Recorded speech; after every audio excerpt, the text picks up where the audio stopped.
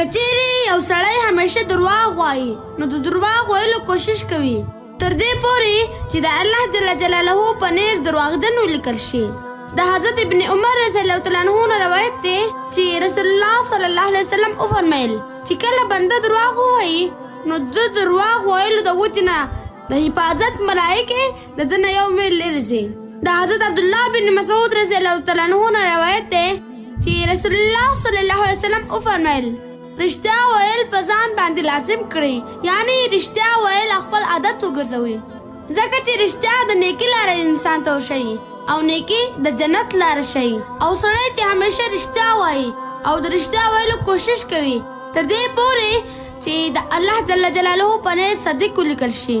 او دروغ ویل نه ځان وساتئ، ځکه چې دروغ ویل سړی ته د ګناه لاره ښیي او ګناه انسان دوزخ ته رسوي.